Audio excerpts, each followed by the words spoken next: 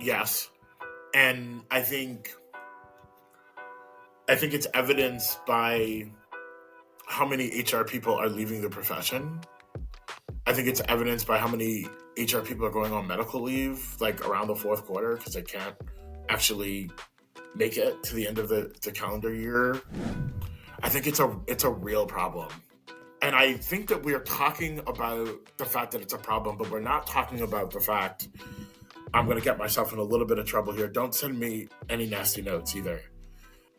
What we're not talking about is that we actually know the answer to the problem. Tell me more. If I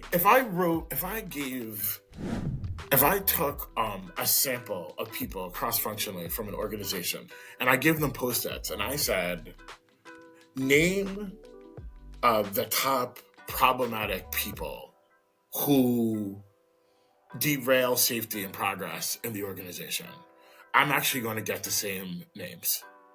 If I ask people what some of the impediments are to engagement, I'm going to get the same answers. People are going to talk about pay equity, and they're going to talk about a lack of clarity around decision making, and they're going to talk about the fact that they're being asked to do more with less, and that promotions are dependent on which manager they work for, what side of the house.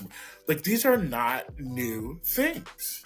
So the thing that really keeps me up at night is we have these problems.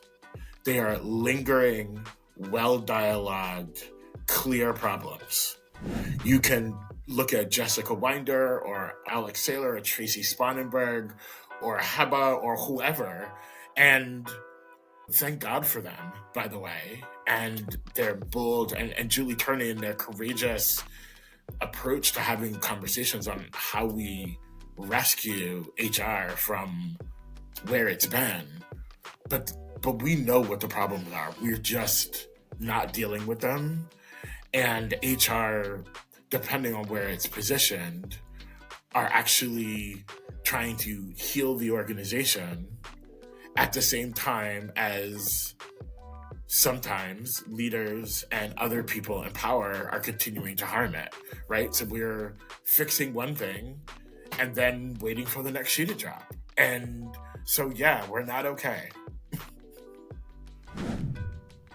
Yeah. And then, by the way, then also to your point earlier about, this all or nothing mentality that we're in, right? Which is, if we agree on 90% of the thing, but 10% of the thing doesn't feel right, so nothing happens. Like, I reject that.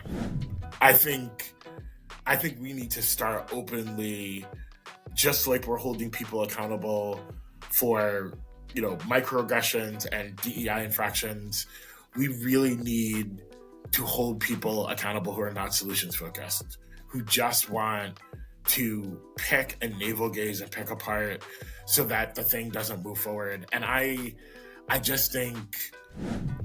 think there's a lot we can do in support of HR if we just name the things so that we can start claiming the things. But we can't claim the things because we won't name them. But we know what they are.